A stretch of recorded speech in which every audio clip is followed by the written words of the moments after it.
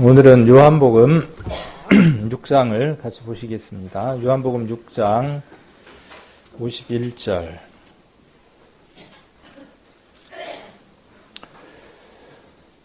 성경 안에서 가장 중요한 것이 있다면 그것은 바로 예수님과의 관계를 맺는 일일 겁니다. 또한 그 관계를 맺은 사람들이 그 그리스도와 어떻게 함께 동행하는 삶을 살아갈 것인가 하는 것이 성경의 주된 내용들이 아닌가 하는 생각을 해봅니다.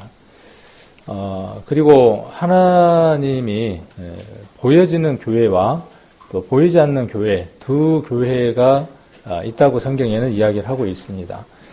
보여지지 않는 교회는 지금 예수 그리스도가 머리이고 구원받은 성도 하나하나가 지체가 되어져서 이루어지는 유기적인 살아있는 그 교회가 있고, 또 하나의 교회는 보여지는 건물이 있습니다. 보여지는 교회에 건물이 있습니다.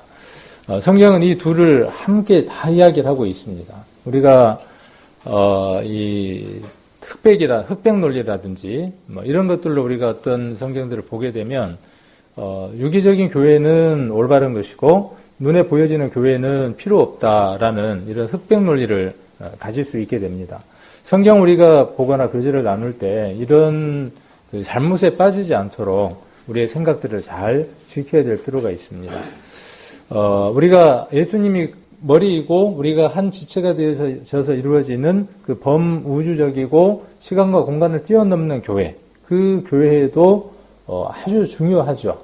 그리고 그 교회가 시간과 공간을 정해서 모이는 장소를 가리켜서 우리가 예배당이라고 이야기를 합니다. 교회당이라고 이야기를 합니다.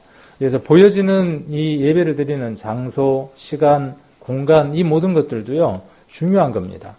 우리가 구약시대 때에 제물을 드릴 때에 그 제물을 일컬어서 성물이라고 이렇게 이름을 지었습니다. 똑같은 양이고 똑같은 그릇이지만 그 똑같은 양과 그릇이 어느 장소와 어디에 있느냐는 것에 따라서, 어떤 용도로 쓰여지느냐는 것에 따라서 그냥 양이고 그냥 그릇이지만 그것이 성막 안에 있게 되고 그것이 죄를 사하는 일에 드려졌을 때에 거룩한 것이 되어지는 것처럼 우리의 삶들도 마찬가지다라는 생각이 듭니다. 그래서 우리가 이 예배에 참석하는 이것들도 중요하다라는 생각을 가져봅니다. 초대 교회 안에는 그 교회에 모이는, 이제 제가 이야기하는 교회는 항상 둘을 같이 생각을 하셔야죠. 보여지지 않는 교회와 보이는 교회 둘을 다를 생각을 해야죠. 오늘 교회가 교회당에 모인 것이죠. 이렇게 표현을 해볼 수 있죠. 교회가 교회당에 모인 겁니다. 초대교회도 그랬습니다. 초대교회는 주로 회당이라고 하는 걸 중심으로 해서 모였어요. 초창기 초대교회는 유대인들이 먼저 구원을 받았고 안식일을 중심으로 해서 회당에서 모임들을 가졌습니다. 그래서 그 교회의 구성원이 되고 그 교회의 구성원으로서 자기 안에 이루어진 신앙에 대해서 밖으로 드러내는 예식이 두 가지 예식이 있습니다. 여러 번 이야기를 해드렸지만 그 가운데의 첫 번째가 뭐냐 하면 만찬이었습니다. 우리가 사도행전을 읽어보면 모일 때마다 무엇을 했느냐 하면 애찬이라고 이렇게 기록되기도 하는 이 만찬을 나누었던 걸 우리가 한번 살펴볼 수 있습니다. 그것은 그 공동체 속의 일원이라고 하는 것을 자랑스럽게 드러내는 시간이기도 합니다. 그곳에서 우리가 그 떡과 포도주 잔을 먹고 마실 수 있다는 것은 내가 이 공동체의 일원이며 내가 이 공동체의 일원이 됐다고 하는 것을 자랑스럽게 드러내는 시간이기도 하고, 또한 무엇이 그것 속에 함께 있느냐 하면 그러므로 내가 이 공동체의 일원으로서 해서 안 되는 일들이 있음을 인지하게 하는 것이죠. 그래서 그것이 초대교회 안의 만찬이었고 그 다음에 침례라고 하는 게 있었죠. 이 둘은 교회 안에 아주 중요한 예식이었습니다. 우리도 한 달에 한 번 이렇게 만찬이라고 하는 예식을 행합니다. 그래서 이 만찬에 참여함으로 말미암아 구원을 얻게 되는 것이죠.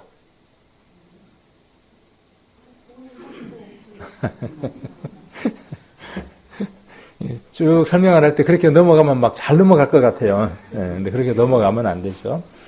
자, 흐르는 물에 집례자에 의해서 머리가 물 아래로 내려가고 또 물 위로 올라올 때 그 사람은 구원을 받는 것이죠.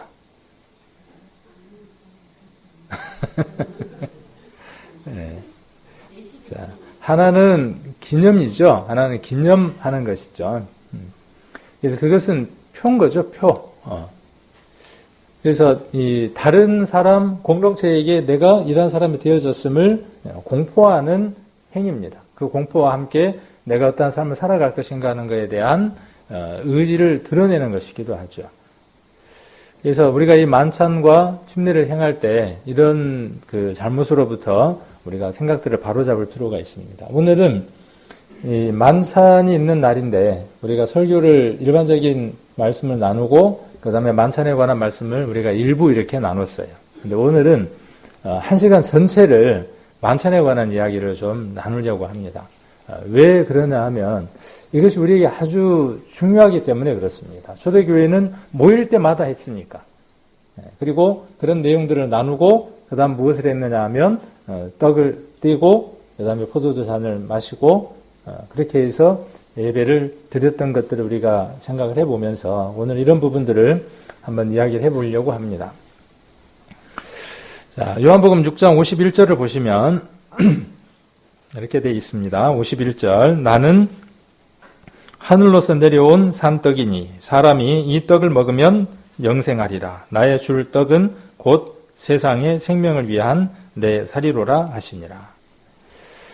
다음에 이제 시간이 주어지면 요한복음을 조금 깊이 공부해 볼 수 있는 시간 한번 가져보려고 합니다. 우리 토요일날 성경 공부할 때는 이 부분을 자세히는 아니고 조금 이렇게 다뤘는데 요한복음은 크게 두 부분으로 나눠 볼 수 있어요. 하나는 표적에 관해서 기록을 하고 있고요. 하나는 영광에 대한 내용을 기록하고 있습니다. 그래서 1장부터 11장까지 또 12장부터 시작해서 마지막 20장까지 그 다음에 21장은 이제 부록이라고 이렇게 이제 대부분들 이야기를 하고 그 다음에 요한복음의 표적이라 그랬으니까 11장까지의 내용들이 주된 내용들이 뭐냐 하면 표적에 관한 걸 기록을 하고 있습니다. 그래서 7가지 표적을 기록하고 있고요. 그 다음에 7가지 표적이 기록이 되면서 그 표적 앞에나 뒤에 그 표적에 관한 구체적인 대화를 합니다. 그 표적을 왜 하는지에 대한 목적을 이야기를 합니다. 누가 하시느냐 하면 예수님이 이야기하시죠. 혼자 이야기하실까요? 혼자 이야기를 안 하셔요. 어떻게 하시느냐 하면 그 표적을 일으키고 대화를 합니다. 그래서 이제 담화라고 하기도 하고 대화라기도 하고 또 어떤 책에는 강화라고기도 하고 뭐 이렇게 되어져 있더라고요. 그래서 7표적과 그 다음에 7 대화와 그 다음에 7 선언이 있어요. 7 선언이라는 건 뭐냐 하면 나는 무엇이다 하는 것으로 표현되어져 있는 것들이 7번 나옵니다. 그리고 나는 이다 라고 하는 표현이 몇 번에 걸쳐서 기록이 됩니다. 아주 독특한 표현이에요. 누구만 할 수 있는 표현이냐 하면 나는 이다라고 하는 이 표현은요. 누구만 할 수 있는 표현이냐 하면 하나님만 하실 수 있는 표현이에요. 그래서 창세기 출애굽기 3장에 보시면 나는 스스로 있는 자다라는 말을 요한복음에서는 어떻게 표현했냐면 나는 이다 이렇게 표현했습니다. 나는 스스로 있는 자다라는 말과 나는 나는 이다. 나는 이다라는 말과 같은 말이 됩니다. 그래서 아브라함이 나기 전부터 내가 있느니라 하는 그 말은 스스로 있는 자다라는 말과 동일한 말이죠. 그래서 이런 표현들이 요한복음에 많이 기록되어 있는데 이 부분은 다음에 한번 시간을 내서 한번 이렇게 더 자료들을 준비를 해서 우리 성도님들이 이해할 수 있게끔 해서 한번 시간을 가져보도록 하고 그래서 이 부분은 무엇을 이야기하시고 나서 이 말씀을 하신 거냐 하면 이 5개의 떡과 물고기 2마리로 5,000명을 먹이고 12광주리를 거둔 이후에 그리고 예수님 무리를 걸으신 이후에 예수님이 이 말씀을 하시게 되는 거죠. 어떤 표적 하나가 있게 되고 그 표적을 보여주시고 그 표적 이후에 그 표적을 왜 보여주시는가에 대한 설명들을 하시는 겁니다. 그러니까 이 떡이라고 하는 것은 무엇과 지금 연관이 있느냐 하면 5개의 떡과 연관이 있고 5,000명을 먹였던 그 떡과 연관이 있는 겁니다. 가능한 일인가요? 사람이 떡 5개와 물고기 2마리를 가지고 5,000명을 먹일 수 있나요? 만일에 그럴 수 있는 사람이 있다면 그럴 수 있는 사람이 없는 거죠. 그럴 수 있는 사람이. 그럴 수 없는 사람이 그럴 수 없기 때문에 그것이 뭐냐 하면 이적이 되는 거죠. 이적이고 기적인 거죠. 사람이 할 수 없는 일이니까. 근데 그거를 요한복음에서는 이적이다, 기적이다 이렇게 표현하지 않고 표적이다 그랬어요. 표적. 어떤 표적이냐 하면 예수님이 사람이 아닌 표적이라는 거죠. 가나 혼인잔치에서 물로 포도주가 되게 했던 것도 예수님은 누구라는 것이냐 하면 예수님은 사람이 아니라는 표적이에요. 그런데 예수님이 사람이 아니면 누구겠냐는 거죠. 예수님이 사람이 아니면 누구냐 하면 구약에 예언되어져 있는 임마누엘 하나님이라는 사실을 이야기를 하는 것이죠. 임마누엘 하나님이 사람의 모습으로 인간 속에 계시는 분, 그분이라고 하는 것을 드러내 보이기 위해서 나타나는 사인, 그게 뭐냐 하면 표적이라는 거죠. 그래서 물로 포도주를 만드는 것은 사람이 할 수 없는 것이다. 그 다음에 여기 세 번째로 나오는 이 표적이 되어지는데 세 번째 맞나요? 두 번째인가요? 세 번째인가요? 두 번째가 뭐였죠? 세 번째가 뭐였나요? 나중에 읽어보면 되겠죠, 이제. 그래서 7가지 표적이 나오는데, 마지막 표적이 이제 죽은 나사로가 살아나는 표적이 나옵니다. 자, 그래서 5,000명을 먹이고 뭐라고 말씀하시느냐 하면, 사람이 먹일 수 있는 한계치라는 게 있죠, 사람은. 근데 예수님은 오셔서 무엇을 보여주시는 것이죠? 자신은 원하면 모든 사람을 충분히 넉넉히 배불릴 수 있다는 것을 보여주시는 거죠. 그렇게 보여주시고 무엇을 말씀하시고자 하는 거냐 하면 이것이 눈에 보이는 것, 지금 배부른 것, 그것을 위해서 이 떡에 대해서 표적을 보여준 것이 아니라 이것보다 더하고 이것보다 더 확실하고 이것보다 더 없어지지 않는 그 먹을 것에 대해서 내가 이야기하고 싶어서 이 표적을 나타내 보인다 라고 지금 예수님이 말씀하시는 거예요. 그러니까 지금 이 6장의 내용은 뭔 내용이겠어요? 5장에서 표적을 보여주고 그 표적에 대해서 구체적으로 쭉 설명을 해 나가시는 모습이죠. 자, 그래서 나는 누구냐면 예수님이죠. 하늘로서 내려온 산떡이에요. 떡이 뭐 살아있는 떡이 있나요? 근데 여기 뭐라고 말씀하시죠? 살아있는 떡이라는 거죠. 그 전에 있었던 그 떡은 어떤 떡이에요? 아무런 생명도 없고 능력도 없는 떡이지만 그 능력도 없고 그 다음에 아무것도 아닌 떡을 능력의 모든 것 되시는 예수님이 오셔서 어떻게 하셨다는 거죠?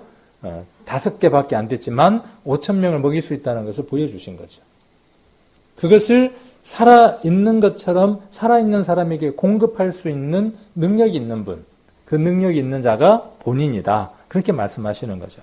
산떡이니 사람이 이 떡을 먹으면 어떻게 돼요? 이 영생이라는 말이 아주 많이 등장하는 성경이 요한복음이에요. 그리고 요한 1, 2, 3, 4입니다.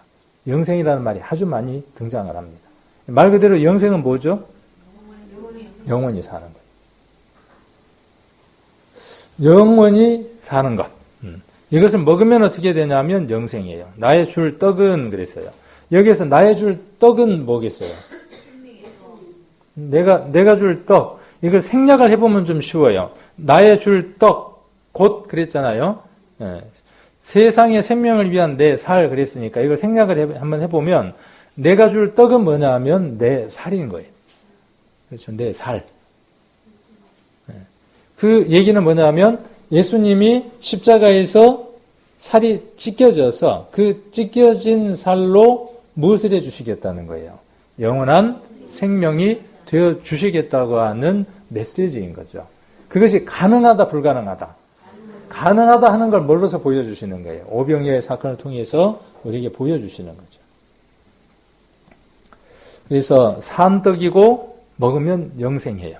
세상의 생명을 위한 내 살이라 그랬어요. 예수님 때 그 오병이어의 사건 때 그 떡을 먹었던 사람들은 얼마나 행복했겠어요. 그때 있었으면 얼마나 그 감동이 컸을까요? 근데 먹고 어떻게 됐을까요? 먹고 얼마 안 돼서 어떻게 했겠어요? 또 목마르고 배고프고 그랬겠죠.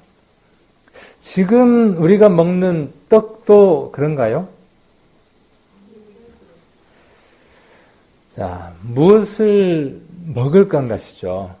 이건요, 유사 이래로, 역사가 만들어진 이래로 중요한 문제인 것 같아요. 점심시간이 되면, 그죠? 점심시간만 되면 뭔 걱정이에요? 오늘 도대체 뭘 먹어야 될지. 예. 도시락을 싸가면 문제가 안 되는데, 도시락을 싸는 순간까지도 뭐가 문제예요?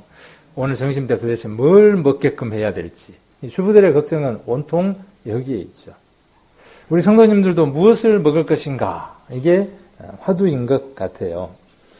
그런데 진짜 우리가 먹어야 되고 진짜 우리가 마셔야 되는 이 식물과 음료가 있죠. 뭘까요?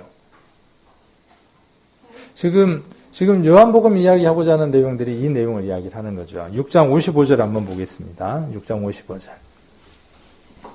자, 내 살은 참된 양식이요. 내 피는 참된 음료로다. 그랬어요. 내 살과 내 피가 뭡니까? 양식이고 음료예요. 오늘 우리가 떡과 포도주를 마실 때 한 떡을 만들어서 떡 하나를 가루로 되어 있는 것을 한 솥에다 넣고 한 덩어리로 쪄서 거기에다 뭘 넣어서요? 거기에다 설탕도 넣고 조미료도 넣고 많은 걸 넣어서 맛있게 만들잖아요. 그렇게 한 다음에 한 덩어리를 만들죠. 아닙니다. 아무것도 넣지를 않습니다. 여기에 우리가 나누는 떡에는 아무것도 들어있질 않아요. 그래서 그리스도가 고난 당하실 것에 대한 그림자이고 그것을 기념하기 위해서 그 속에 아무것도 넣지를 않습니다. 한 덩어리인 것을 우리가 여기 가져오면 집례자들에 의해서 2덩어리나 4덩어리나 이렇게 나누죠. 그리고 집례자들이 먼저 하고 그 다음에 우리가 그걸 어떻게 하느냐 하면 하나씩 나눠 먹기도 합니다. 또 어느 교회들은 이것을 조금 더 의미를 두고 또 시간을 조금 더 투자를 해서 방법들을 더 좋은 방법들을 찾기도 하려고 애를 쓰기도 합니다. 그래서 앞에다가 이렇게 이제 단을 만들어 두고 그다음에 떡이 그대로 있는 상태에서 한 사람씩 나와서 그곳에서 떡과 포도주를 마시고 들어가는 거죠. 그러니까 이쪽 앞에가 단이 있고 먹는 사람은 여기에서 먹고 제가 먹는 방향에서 먹고 성도들은 어떻게 하는 겁니까? 다 그가 먹는 것을 보는 거죠. 되게 부담되겠죠. 그죠? 한 사람씩 다 나와서 어떻게 하는 거예요? 한 사람씩 나와서 다 그렇게 하는 겁니다. 만일에 100명이다 그러면 그 시간이 엄청 많이 소요가 되겠죠. 근데 어느 의미로 보면 그것도 참 좋겠다라는 생각이 들어요.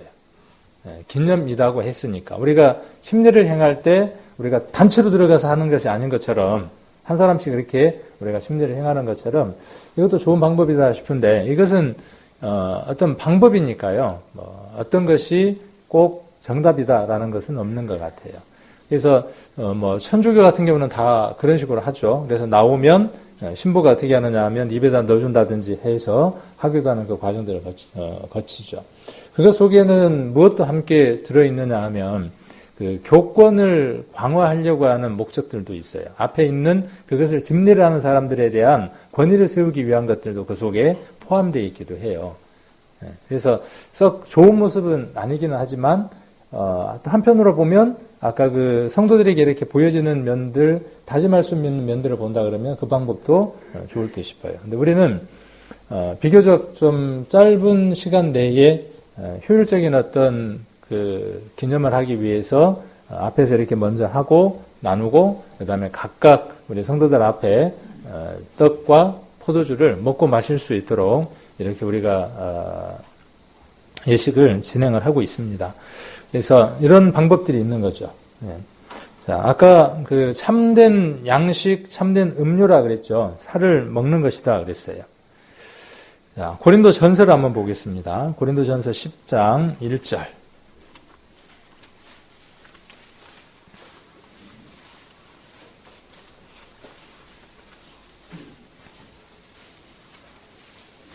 같은 말씀을 확인해 보는 겁니다. 10장 1절로 4절까지를 같이 한번 읽겠습니다. 고린도전서 10장 1절로 4절까지를 같이 한번 읽겠습니다.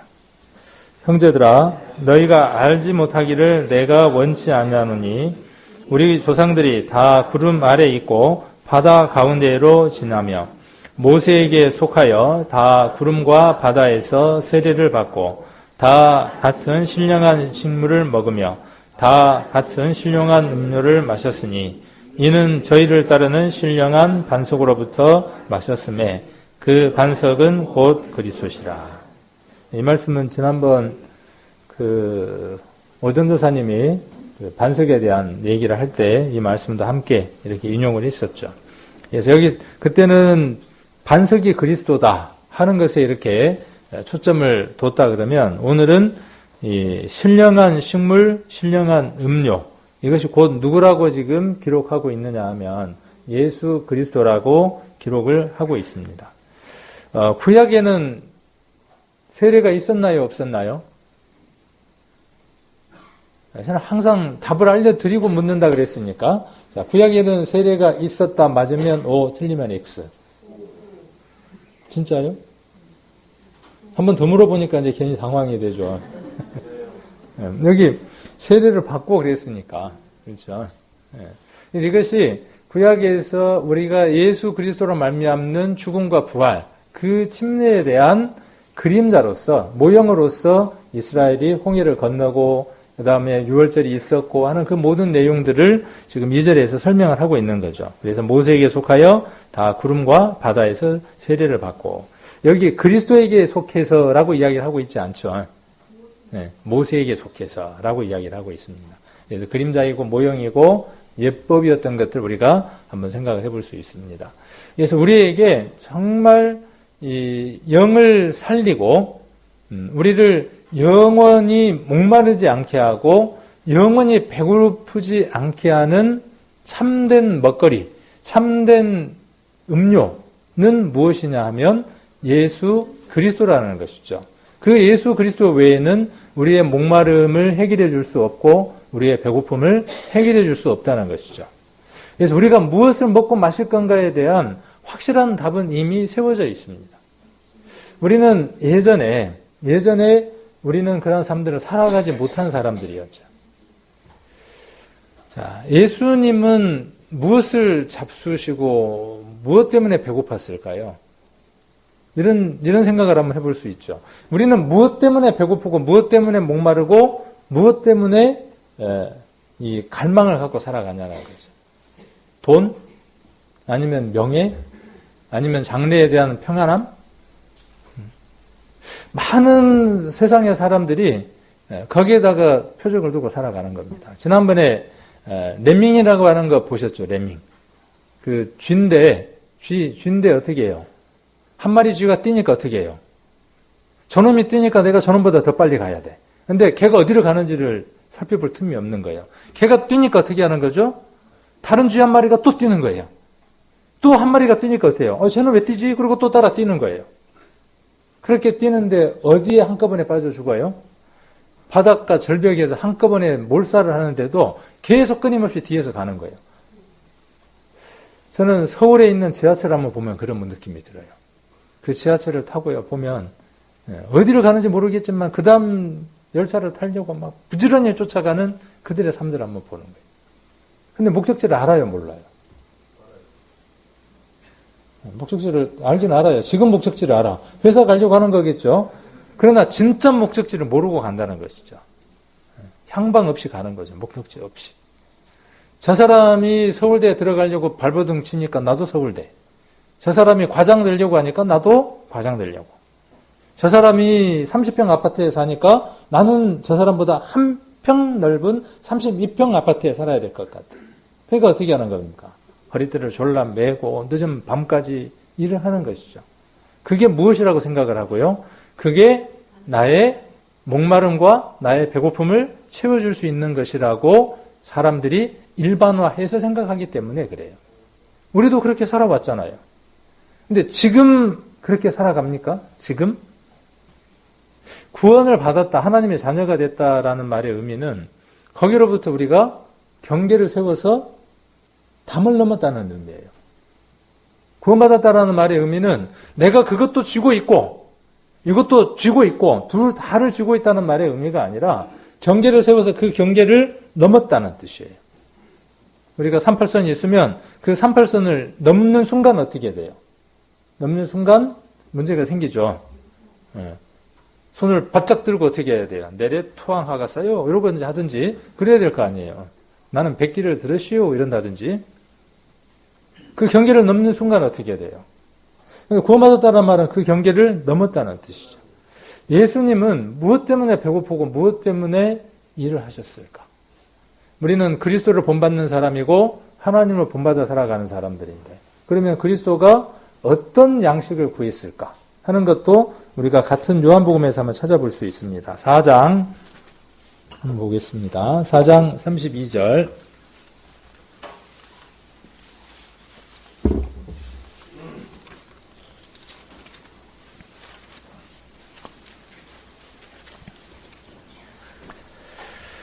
자, 가라사대 내게는 너희가 알지 못하는 먹을 양식이 있느니라. 33절 제자들이 서로 말하되 누가 잡수실 것을 갖다 드렸는가 한데 예수께서 이르시되 나의 양식은 예수님이 말씀하셨죠. 나의 양식은 예수님이 정말 배고프지 않고 목마르지 않는 그 양식으로 삼은 것이 무엇이냐면 무엇이었다고요? 나를 보내신 이의 뜻을 행하며 그의 일을 온전히 이루는 것이니라. 예수님이 십자가에 못 박혀 돌아가시면서 뭐라고 말씀하셨냐면 예수님이 십자가에 못 박히셨을 때 몇 마디의 말씀을 하셨어요. 또 말고 그런 식으로 해서 몇 마디를 하셨어요. 십자가 위에서 진짜로요? 진짜? 시영이가 일곱 마디 이야기를 하셨대요. 네, 맞습니다. 7 말을 하셨죠. 그래, 그거를 한문으로 가상칠언, 이렇게 이야기를 하죠. 이것도 우리 토요일날 성경 공부할 때는 배웠는데, 아마 잊어버리셨을 것 같아. 근데 거기에 목마르다고 말씀하셨어요. 예수님이 목마르신 이유가 뭐겠습니까? 그 죄인의 죄가 다 치러지는 일. 그것 때문에 예수님은 목말랐고 배고팠죠. 그것이 예수님이 원했던 간절한 양식이죠. 그런데 쓸개를 탄 포도주를 예수님에게 드리니까 예수님이 어떻게 하셨냐면 맛보시고 드시지 않았어요. 그런데 신 포도주를 해웅에 묻혀서 예수님 입에 대니까 예수님이 어떻게 하셨냐면 드셨어요. 지금 피 때문에 온몸이 고통 가운데 있는데 신 걸 먹이면 어떻게 될까요? 그 목마르면요. 아마 이루 말할 수 없을 거예요. 예수님이 그거 모르셨을까요? 아셨어요. 그 육체가 무엇을 요구하는지를 알아요. 그 육체는 우리가 갖고 있는 이 육체와 동일한 육체니까 채찍에 때리면 아프고 피곤해서 잠을 못 주무시면 고나고 똑같은 육신을 갖고 계시는 거죠. 그 예수님이 그 신포도주를 드시면 해웅에 묻힌 신포도주를 맛보시면 이것이 자기를 더 가라게 할 것이라는 것을 충분히 인지하고 아셨지만 예수님은 어떻게 하셨냐면 드셨어요. 쓸개단 포도주와 우리가 해웅에 묻힌 신포도주는 어떤 의미를 이야기한다는 건 여러 번 이야기를 해드렸잖아요. 쓸개탄 포도주는 진통제 역할을 하고 신포도주는 어떤 역할을 하느냐, 신포도주는 무엇이냐면 죄인의 시어 빠진 모습을 이야기를 하는 것이죠. 로마 사람들이 먹었던 아주 천한 것들, 그걸 예수님 어떻게 하시느냐 하면 드시죠. 그걸 보여주심으로 해서 우리에게 뭘 드러내 보여주시는 거예요.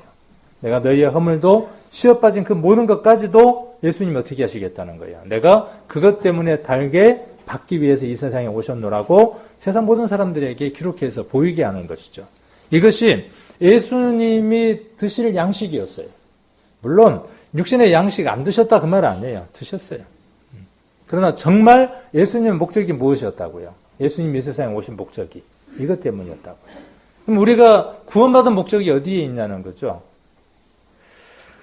자, 34절에 기록되어 있는 대로 보내신 이의 뜻을 행하며 그의 일을 온전히 이루는 이것이다 라고 말씀하셨어요. 그래서 십자가에서 이 일을 다 이루셨어요. 이것이 예수님이 드셨던 양식이셨어요.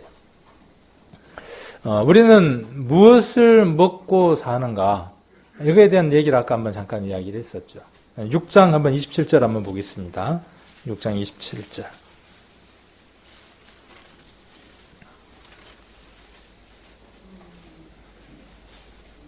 자, 같이 한번 읽겠습니다. 썩는 양식을 위하여 일하지 말고 영생하도록 있는 양식을 위하여 하라. 이 양식은 인자가 너희에게 주리니 인자는 아버지의 인치신 자니라. 자, 뒤에는 하나님의 일이 나오죠. 하나님의 일은 뭐가 하나님의 일이에요? 우리가 하나님의 일을 해야 된다 그렇게 이야기를 하잖아요. 예수님도 하나님의 일을 하러 오셨죠. 예수님에게 주어진 하나님의 일은 모든 사람이 하나님을 믿도록 하는 것이 예수님이 하신 일이고, 우리에게 주어진 하나님의 일은 뭘까요? 여기 뒤에 기록되어 있죠. 28절에. 저희가 묻되 우리가 어떻게 하여야 하나님의 일을 하오리까? 궁금하죠? 뭘 해야 우리가 하나님의 일을 하는 거겠어요? 그리스도를 믿는 것이에요. 믿는 것. 믿었으면 어떻게 하는 거죠? 그 믿음 안에서 살아가는 것이 하나님의 일이고, 그 다음에 거기에다가 더 큰 목적이 어디에 있느냐 하면, 믿지 못하는 사람이 예수 그리스도를 믿도록 하는 그 일이 하나님의 일인 거예요. 하나님의 일.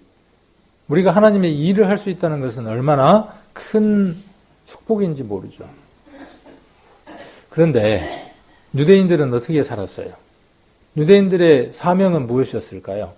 유대인들의 사명. 유대인들의 사명은 하나님이 어떤 분인가를 그들의 삶들을 통해서 드러내야 하는 목적이 유대인들에게 주어져 있었어요. 그렇게 했나요? 못했나요? 못했어요. 그래서 어떻게 됐습니까? 하나님께 버림을 당해서 세계 만방에 흩어졌어요. 하나님의 백성이라는 말의 의미가 그런 의미입니다. 내가 거룩하니 너희도 거룩하라고 하는 그 명령을 받은 이스라엘이 무엇을 드러내는 거냐 하면, 내가 믿는 신이, 내가 의지하는 그 하나님이 이런 분입니다라고 하는 것을 삶에서 드러내는 그 목적으로 지음받은 민족이 이스라엘이라고요. 우리는요? 우리는 왜 구원받았을까요? 우리도 똑같이 지음을 받았어요. 새로운 피조물로 우리가 지음을 받았습니다. 새 것이 되었습니다. 무엇을 하기 위해서요? 우리도 똑같아요.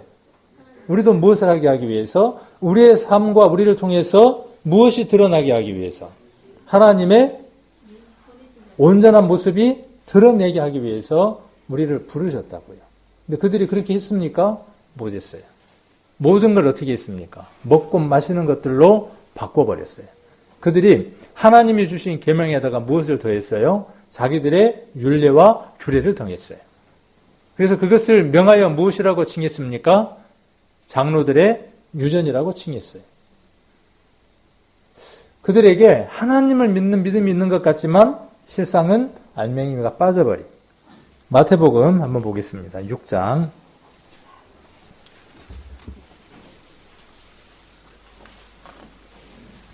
마태복음 6장. 이 말씀도 우리가 너무나 잘 아시는 말씀이죠. 31절. 마태복음 6장 31절. 자, 31절 같이 한번 읽겠습니다. 그러므로 염려하여 이르기를 무엇을 먹을까, 무엇을 마실까, 무엇을 입을까 하지 말라. 자, 여기 누구에게 지금 말씀하시는 거예요? 하나님이 선택한 특별한 백성인 이스라엘 사람들에게 지금 말씀하고 계시는 거죠. 하나님의 백성인데 하나님이 알아서 해결하시지 않겠어요? 앞에 이제 그 얘기를 하는 거죠. 들에 피는 백합화도, 공중에 나는 새도, 집에 처박혀 있는 새가 아니고요. 그죠? 집에 처박혀 있는 새가 아니라 어떤 새예요? 공중에 나는 새예요. 공중에 나는 새도 어떻게 한다고요? 일 안 해도 먹고 살아. 그렇게 돼 있어요. 그 다음에 들에 피는 백합화도 솔로몬의 옷보다 더 아름답게 입혔어요. 하물며 하나님의 아름다움을, 광대하심을 드러내게 하는 이스라엘에게 하나님은 어떻게 하시겠냐는 거죠. 자, 그런데 이스라엘 사람들은 뭔 걱정만 했다고요? 근데 실상 우리가 하는 목적지와 걱정의 거의 대부분이 무엇이냐면 이것이에요. 무엇, 여기 나와 있는 대로 무엇을 먹을까, 마실까, 입을까. 소돔과 고모라와 노아 홍수가 왜 일어났습니까? 소돔과 고모라 사건과 노아 홍수가 무엇 때문에 일어난 사건이에요? 다 맥들이 같아요. 이렇게 성경들을 보면 무엇 때문에 그들이 멸망을 당했습니까? 오로지 무엇에 매여 있었어요? 먹고 마시는 것. 거기에 매여 있었어요. 구원받은 우리들도 똑같습니다. 구원받은 우리 성도들도. 우리가 분명한 초점이 맺혀져야 되는데 그 초점이 맺혀지지 못하면 문제가 되는 거죠. 요즘 휴대폰들은 너무 휴대폰들이 좋잖아요. 카메라를 보면 제가 이제 사진을 좋아해서 카메라를 이렇게 이제 가지고 있는데 카메라가 좋은 카메라들은요 초점을 잘 못 맞추면 엉망이 돼요 오히려. 그래서 그 카메라를 가지고 잘 찍으려면요 잘 다룰 줄 알아야 돼요. 그러지 못하면 차라리 뭐가 나오냐 하면 멍텅구리 카메라가 더 나아요. 그냥 찍는 대로 나오는 게 더 나아요. 근데 비싼 카메라들은 어떻게 할 수 있냐면 초점을 바꿀 수 있어요. 가까이 있는 데다 초점을 맞출 수도 있고 멀리 있는 데다가 초점을 맞출 수도 있어요. 그렇게 해서 내가 원하는 것들을 표현을 할 수 있죠. 초점이 어디에 맞아야 되느냐 하면 가까이에 있는 데 초점이 맞아야 되는데 예를 들어서 제가 정현수 어르신을 사진을 찍고 싶은데 초점을 제가 어디에다 맞춰야 되느냐 하면 정현수 어르신에 대해 초점을 맞춰야 돼요. 근데 만일 거리라든지 초점을 잘 못 맞추면 어떻게 되느냐 하면 뿌옇게 흐리게 나와요. 제대로 알아볼 수가 없게 돼요. 구원받은 사람들의 삶도 마찬가지입니다. 성령과 구원받은 하나님의 자녀들에게는 초점을 맞추는 사람들이 우리들에게 부여되어 있습니다. 그것을 제가 자주 이야기하는 대로 구별하는 삶이라고 설명을 드릴 수 있습니다. 구원받은 성도는 구원받았으니까 그냥 살아도 된다가 아니에요. 흰옷, 깨끗한 옷, 정결한 옷 입었으니까 먹는 것, 입는 것, 그 다음에 마시는 것까지도 어떻게 해야 된다고요? 구별해야 된다는 거예요. 앉는 자리까지도 구별해야 된다는 거죠. 그러면 저에게 누가 이렇게 말할 분들이 있을 거예요. 왜 율법을 이야기합니까? 그렇게 이야기를 하는 사람도 있을 거예요. 그러면 제가 뭐라고 이야기할 판이냐 하면 참네. 제가 수년 동안 이야기했는데도 그 얘기가 나옵니까? 제가 그렇게 이야기할 판이에요. 성경 곳곳을 보면 구별해서 살라고 이야기를 합니다. 곳곳에. 구별되어졌으니까 구별되게 살아 그럴까요? 구별되게 살면 구별되니까 구별되게 살라고 이야기를 할까요? 말이 되게 어렵네요. 구별되게 살면 구별되니까 구별되게 살라고 이야기하는 게 아니라 구별된 자니까 어떻게 살아가라는 거예요. 구별된 사람답게 살아가라고 이야기하고 있는 거예요. 구별되게 살아가면 구원을 받는 게 아니라 그 얘기를 아주 간단하고 아주 심플한 얘기를 우리는 무엇인가 속아 있었고 왜곡되어 있기 때문에 그걸 바로잡기가 참 어려워요. 왜 제가 바로잡기가 어렵다고 말하느냐 하면 무엇으로 그것이 나와야 되느냐 하면 결과가 나와야 되거든요. 무엇인가를 먹으면 어떻게 되느냐 하면 반응이 어떻게 나와야 돼요. 시다든지 짜다든지 맵다든지 맛있다든지 얘기가 나와야 될 거 아니에요. 예수 그리스도를 먹고 마신 사람은 어떤 반응이 나타나느냐 하면 분명히 그것은 무슨 것에 대한 반응이 나타나요. 우리가 이렇게 한 달에 한 번 이 예식을 행하는 것은요. 우리의 일상적인 삶이 어떻게 되어져라는 것이죠. 그렇게 예수 그리스도를 먹고 사는 삶을 살아라 하는 것에 대한 표로서 일을 하는 것이죠. 그렇게 먹고 사는 사람은 어떻다고요? 다르다고요. 말도 달라지고 눈빛도 달라지고 행동하는 것도 달라진다고요. 세월이 5년 가고 10년 가고 15년 가고 20년 갔는데 똑같아. 마치 그것은 무엇하고 똑같으냐면요. 밥상을 차려왔어요. 밥상을 차려왔는데 그 밥상에 랍스타도 있고, 랍스타 하니까 침이 막 흐르죠, 지금요. 여러 가지 게 있어요. 차려 갖고 왔어요. 랍스타 머리를 탁 한번 쪼개가지고 햇바닥으로 껍데기만 한번 탁 핥아본 거예요. 맛이 있어요, 없어요? 에? 에이씨, 맛도 없구만. 탁 집어 던졌단 말이에요. 그러고는 뭐라고 이야기하냐 하면, 랍스타 그거 먹을 게 못 되더라고. 그럼 먹은 거예요, 안 먹은 거예요? 자, 제가 이런 표현을 한번 드린 적이 있어요. 복음에 관심이 있는 사람과 복음에 관심 있는 사람과 복음과 하나가 된 사람은 다릅니다. 이 표현을 이렇게 이야기할 수 있어요. 랍스타를 먹은 사람과 맛본 사람은 달라요. 랍스타 껍데기를 하고 이렇게 핥아본 사람하고 그걸 망치로 깨가지고 속에 있는 알맹이를 먹어본 사람하고는 분명히 다르다고요. 근데 설명은 어떻게 할 수 있어요? 똑같이 설명할 수 있어요. 랍스타 먹을 때 이렇게 먹는 거야. 근데 속에 알맹이까지 먹어보지 않는. 그것이 히브리서 6장에 나와 있는 모습이에요. 이곳에 전도집회 참석도 했고, 그렇죠? 전도집회 참석도 했고, 내가 형제자매라고 입으로 시인해서 내가 구원받았다라고 간증까지도 했어요. 그리고 수없이 많은 사람을 전도하기도 했어요. 또 성경도 몇 번씩 읽었어요. 그런데 어떤 사람일 수 있느냐 하면 하고 맛만 본 사람일 수 있어요. 먹어야 하는데. 그리고 그 먹는 것이 지금도 먹는 것이어야 돼요. 옛날에 내가 랍스터 먹었는데 맛있더라. 지금은 어떻다는 얘기죠? 지금은 안 먹는다는 얘기예요. 지금 어떻게 해야 돼요? 지금 랍스터가 맛있더라 그래야 되는데 랍스터 참 맛있더라. 그게 뭐예요? 지금은. 그러니까 스스로의 그 고백들, 얘기들 속에 뭐가 포함되어 있는 거죠? 내가 그를 먹고 있지 않다고 하는 고백들이 숨겨져서 나오는 거예요. 근데 본인은 알아요, 몰라요? 모를 수가 있어요.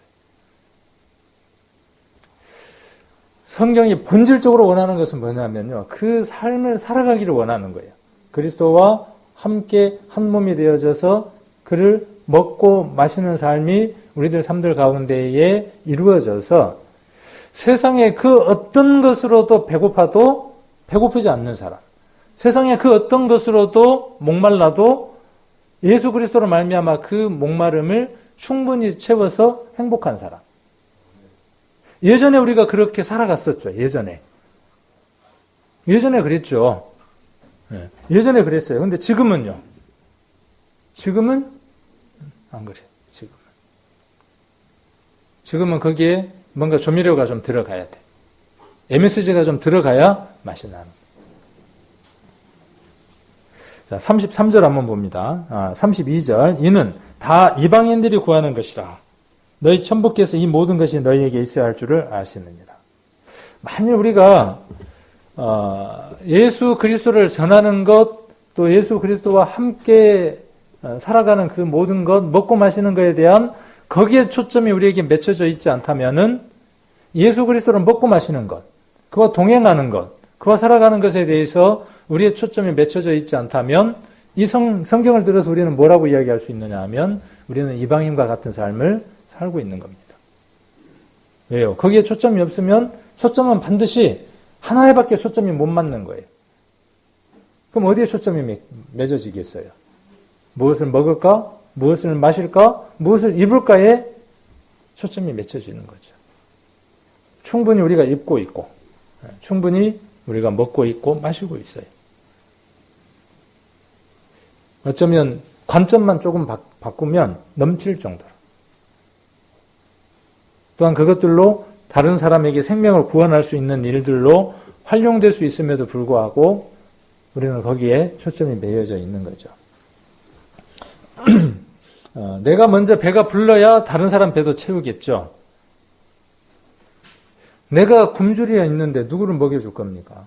오늘 우리가 떡과 포도주를 마시면서 그 떡과 포도주를 통해서 내게 그리스도의 죽으심이 충만하게 채워져 있고 내게 그리스도의 부활하심이 충만하게 채워져 있을 때 그의 찢기심이 내 심령 안에 채워져 있고 그가 피 흘렸던 그 긴 시간들이 내 안에 동일하게 전해져 올 때 충분하게 채워져 있을 때 그것을 내가 충분히 많이 마시고 채워져 있을 때. 잠언 9장을 한번 보겠습니다. 잠언 9장 1절.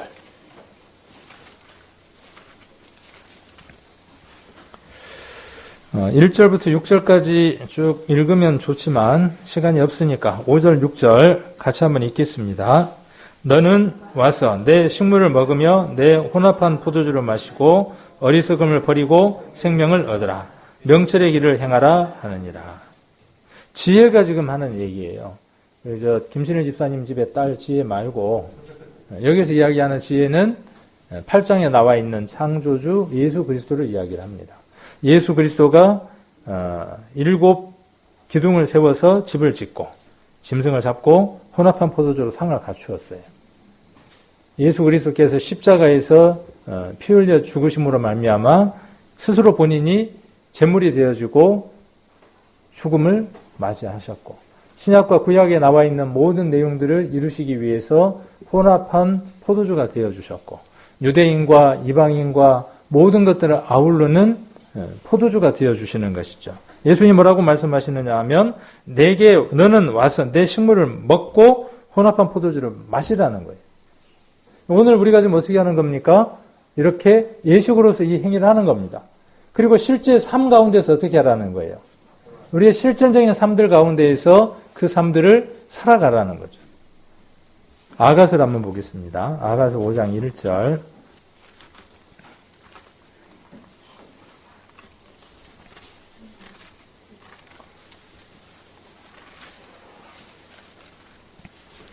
아가서 5장 1절 같이 한번 읽겠습니다.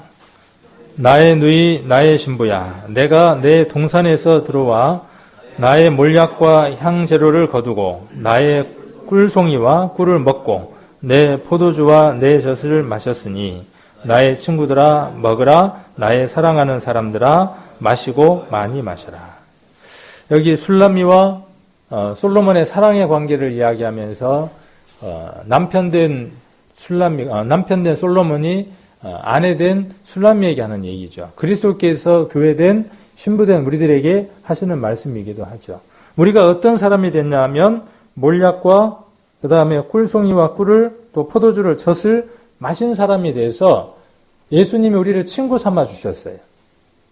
그래서 우리는 한번 먹어본 사람들이죠. 그 맛이 어떤 맛인지를 아는 사람들입니다. 그 맛 알았으니까 이제 잊어버리고 다른 것을 먹는 것이 아니라 뒤에 기록되어 있는 대로 나의 사랑하는 사람들아. 누구에게 지금 이렇게 말씀하시는 거예요? 그리스도께서 우리에게 뭐라고 말씀하시는 거예요? 나의 사랑하는 사람들아 이렇게 말씀하고 계시죠. 내가 나를 어떻게 평가하든 목사가 교회 성도들을 어떻게 평가하든 세상 사람들이 우리 교회를 어떻게 평가하든 그 평가는 그렇게 중요치 않아요. 그렇죠? 믿음이라는 게 그렇잖아요.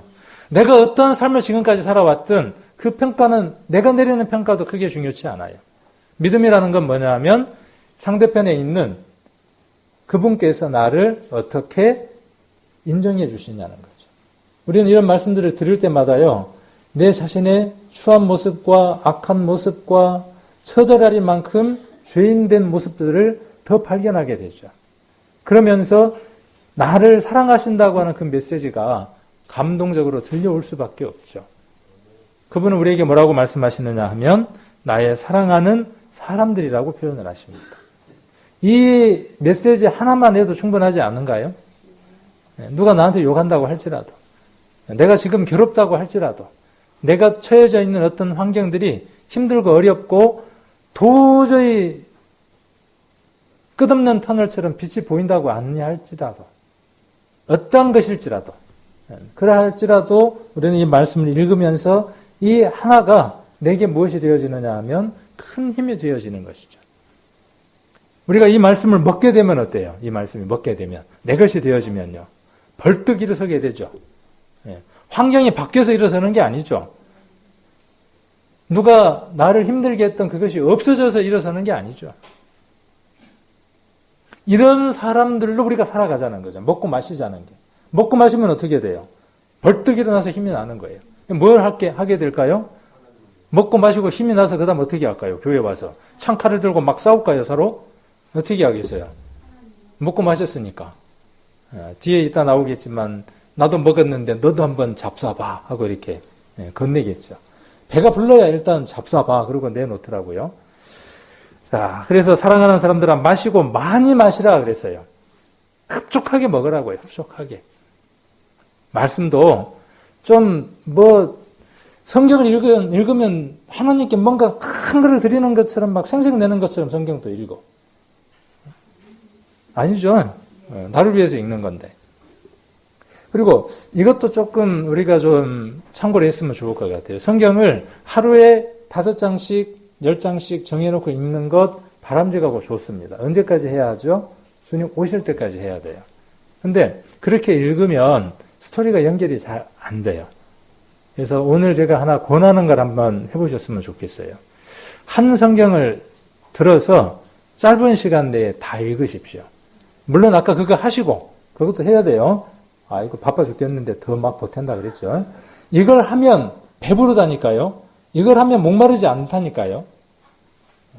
그래서 예를 들면 내가 편하게 볼 수 있는 성경 한 권을 선택을 해요. 저는 이제 주일날 여기 새벽 기도를 할 때는 저는 어떤 식의 그 시간을 갖느냐 하면 가장 짧은 성경을 찾습니다. 그래서 이 자리에서 다 읽고 내려갑니다. 읽고 내려가줘요. 짧은 시간에. 그래서 여러분 시간들 속에서 내가 한 권을 선택을 하는 거예요. 마태복음 선택을 합니다. 몇 장까지 있죠? 29장까지 있잖아요. 제 것만 29장까지 있는가 봐. 28장까지 있습니다. 28장을 빠르게 읽어 내려가는 거예요. 어차피 깊이 보는 건 어떻게 하니까? 하루에 5장씩 하니까. 그날은 그 잡은 걸 어떻게 하느냐 하면 누가 불러도 대답도 안 하고 어떻게 하는 거예요? 쭉 읽어 내려가는 거예요. 그래야만 마태복음이 머릿속에 들어와요. 잘라서 읽으면 잘 안 들어와요. 그래서 어떻게 하느냐 하면 여기 나와 있는 대로 마시고 많이 마시라고요. 오버플로워가 될 정도로 넘쳐 흐를 정도까지. 넘쳐 흘러야 그 다음 어떻게 하겠어요? 옆에 사람도 좀 나눠주죠. 뻗어시 누구 말 맞다나 자기만 겨우 발목도 못 절 정도가 되는데 누구를 나눠줄 겁니까? 그러니까 매번 뭐라 그래요? 거머리에게는 2딸이 있어 다고다고 하느니라. 우리 교회에서도 충족이 안 되니까 A 교회 설교 듣고 또 그 설교가 충족이 안 되니까 저기 거 또 듣고 맨날 동냥만 하고 다니죠. 거지처럼. 그렇게 안 해도 어때요? 차고 넘쳐요. 스스로 이 말씀 가운데에서 그렇게 봐나가면 차고 넘쳐요. 그리고 어떻게 할 수 있어요? 흘러나와요. 자, 그래서 어떻게 할 수 있냐 하면 다른 사람들을 채워줄 수 있어요. 가서 기쁨으로 즐거운 마음으로 채워줄 수 있어요. 자, 그리고 챙겨서 먹여야 되겠죠. 느헤미야 8장은 우리가 지난번에 같이 봤던 말씀들이니까 함께 안 봐도 괜찮을 것 같아요. 예비치 못한 자에게 나누어 주라 그랬죠. 자, 그래서 중요한 건 먹여주는 거죠. 그리고 식물을 나눠주는 거죠. 잠언 한번 보겠습니다. 잠언 31장.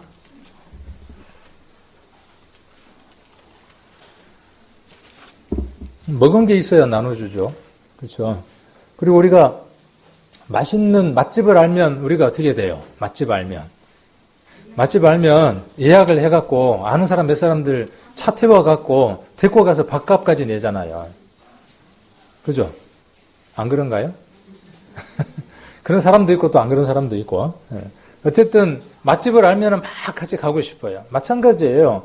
성경 안에서 내가 귀한 것들을 깨닫고 내가 맛있는 맛을 느끼고 그 다음에 맛있는 향을 느끼면 어떻게 하려고 하느냐 하면 나눠주고 싶죠. 잠언 31장 14절 한번 보시면 14절, 15절 같이 읽겠습니다. 상고의 배와 같아서 먼 데서 양식을 가져오며 밤이 새기 전에 일어나서 그 집 사람에게 식물을 나눠주며 여종에게 일을 정하여 맡기며. 자, 상고라 그랬어요. 상고. 상인의 배와 같다는 거예요. 그래서 어떻게 한다고요? 먼 데 가서 양식을 가져와. 제가 그런 말씀을 드렸죠. 주일날 먹는 이 양식이 어떤 양식이라 그랬어요? 자, 쭉 넘어가서 어디를 보느냐 하면 27절 한번 봐보세요. 그 집안일을 보살피고 게을리 얻은 양식을 먹지 아니하나니 그랬어요. 교회 와가지고 어떻게 하기만 하면 돼요.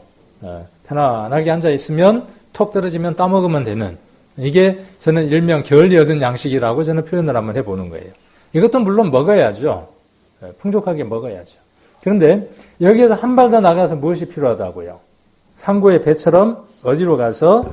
멀리 가서. 그렇죠? 성경을 깊이 파올려서 양식을 가져오는 거예요. 우리 교회에서 몇 가지 일들을 정한 것들이 있습니다. 잘 된 것도 있고요. 잘 안 되어지는 것들도 있어요. 보여지는 형식적인 것들 잘 안 돼도 상관은 없어요. 그러나 이것만큼은 저는 꼭 돼야 된다고 생각하는 것 중에 하나가, 우리 형제님들은, 특히 우리 집사님들은 우리가 수요일이든 주일이든 말씀을 대언할 수 있도록 합시다. 그렇게 했죠. 근데 안 돼요. 안 돼. 왜 안 될까요? 여러 가지 이제 원인이 있겠죠. 근무가 안 맞는다든지, 그 다음에 아직 마음의 준비가 안 됐다든지, 아니면 내가 여기 말씀에 나와 있는 것처럼 먼 데 가서 양식을 사오지 못했다든지, 여러 가지 이유들이 있겠죠. 근데 이게 돼야 된다는 거죠. 교회가 풍성해지려면 무엇이 이루어져야 되냐 하면 이게 이루어져야 돼요. 우리 교회에 가장 구별되어지는 특징 하나가 있습니다. 어느 교회와 달리 구별되어져 있는 특징 하나가 있어요. 그게 무엇이냐 하면 이 단에 목사만 서는 게 아니라 형제들이 이 단에 설 수 있다는 것이에요. 서야 한다는 것이에요. 그렇게 해서 어떻게 할 수 있다는 것이냐 하면 교회를 풍성케 할 수 있다는 것이 우리 교회의 처음 출발이고 앞으로 지켜야 할 가장 좋은 유산입니다. 이것이 우리 교회의 지난번에 말씀드렸던 것처럼 질서이기도 하고, 그 다음 또 질서 다음에 뭐였어요? 본, 질서, 규모, 유전 이야기 했었잖아요. 다 흐트려져도 이것들은 흐트려지면 안 돼요. 우리 교회를 지켜왔던, 말씀 안에서 우리를 짱짱하게 변질되지 않게 지켜왔던 큰 짜임새가 무엇이냐면 이것이었어요. 물론 이 안에 부작용도 있기도 했어요. 부작용도 분명히 없었던 것은 아니에요. 초대교회가 그렇게 해서 일꾼들이 세워졌고 교회가 형성되어져 왔던 것처럼 우리 교회도 그렇게 되어져 왔어요. 근데 지금은 그 부담감들 때문에 안 서는 겁니다. 교회가 여러 가지 일들이 이루어지고 마음들이 모여지면 선교도 할 수도 있고 여러 가지 일들을 할 수 있습니다. 그것은 우리들의 마음들이 모여지면 십시일반으로 이루어질 수 있는 일들이에요. 그 일에 일꾼을 파송하는 일은 쉽게 이루어지지 않는 일입니다. 훈련이 필요하고 준비가 필요한 것이죠. 저는 이 일이 필요하다고 생각을 합니다. 그래서 지난번에 제가 월 교육표를 이렇게 짜기는 하는데 짜서 이렇게 넣어보면 여러 가지 일들이 잘 안 되어져요. 이거는 분명히 회복돼야 될 일들 가운데 하나입니다. 그래서 오늘 이 얘기를 공식적으로 하는 이유는 무엇 때문에 하느냐 하면 우리 성도님들이 우리 일상의 삶들 가운데서 예수님을 먹고 마셨다면은 그런 삶들이 있었다면은 최소한 이곳에서 한마디 아니면 그 얘기들을 충분히 할 수 있다는 것이죠. 언젠가부터 우리 교회 가운데에 간증도 멈춰졌고 자기가 깨달았던 그 말씀들을 선포하는 것도 멈춰졌어요. 이러다가는 잠들어 버릴지도 몰라요. 이러다가는 다음 때가 없어질지도 몰라요.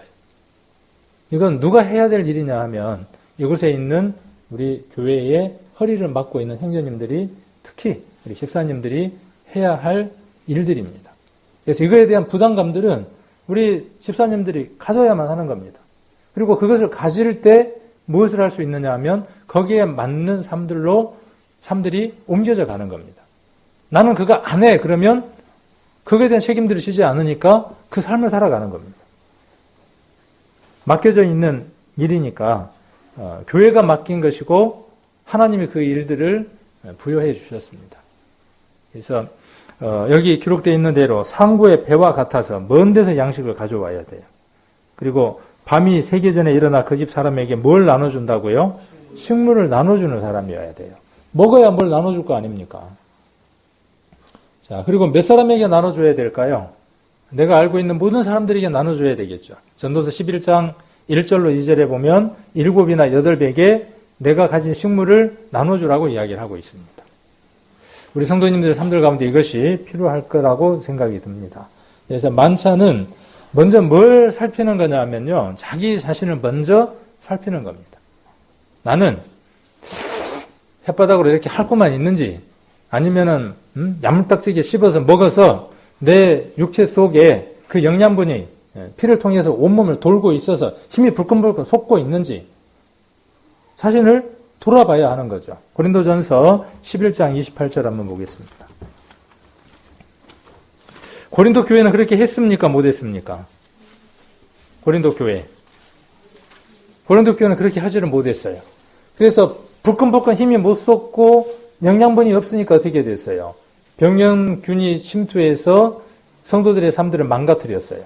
그래서 계모를 취하는 일들도 있고 서로 분당이 생기기도 하고 서로 막 소송을 하기도 하는 일들이 왜 생겼습니까? 그리스도를 충만하게 먹고 마시지 못했기 때문에 그랬죠. 고린도전서 11장 28절 11장 27절 그러므로 누구든지 주의 떡이나 잔을 합당치 않게 먹고 마시는 자는 여기에서 이것을 들고 내가 합당한 게 있을까 없을까 이렇게 막 고심하면서 먹는 그것 물론 의미하기도 해요.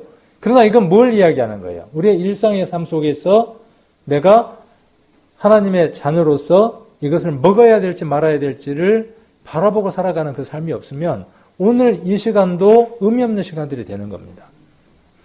자, 그래서 먹고 마시는 자는 주의 몸과 피를 범하는 죄가 있는지라. 28절 사람이 자기를 살피고 그 후에야 이 떡을 먹고 이 잔을 마실지니. 29절 같이 한번 읽겠습니다. 주의 몸을 분별치 못하고 먹고 마시는 자는 자기의 죄를 먹고 마시는 거니라. 여러분의 삶 안에서 적어도 이제 이 출발점들이 있었으면 좋겠어요. 내가 예수님과 함께 십자가에 못 박혔다는 그 사실을 살짝 맛만 보고 살아가는 게 아니라 입만 대고 만져만 보고 느끼기만 하는 그런 삶이 아니라 그 삶 속에 들어가서 내 삶 안에 죽어야 할 것들을 죽이는 삶. 그것들이 죽어갈 때 그 고통과 아픔들을 느껴가고 그것이 죽음으로 말미암아 내 삶에 그리스도가 살아나는 그 새로운 생명이 살아가는 그 기쁨들을 맛보는 그 삶이 없다면 로마서는 뭐라고 이야기하느냐 하면 그리스도의 영이 없으면 그리스도의 사람이 아니다고 선언하고 있는 겁니다. 자, 그리고 하나 꼭 살펴봐야 될 게 뭐냐 하면요. 제단에 예물을 드리러 가다가 형제와 불화한 것이 있으면 먼저 화해하고 그 다음 제물을 드리라고 하는 마태복음 5장 23절로 24절의 말씀을 같이 좀 보려고 합니다. 마태복음 5장 23절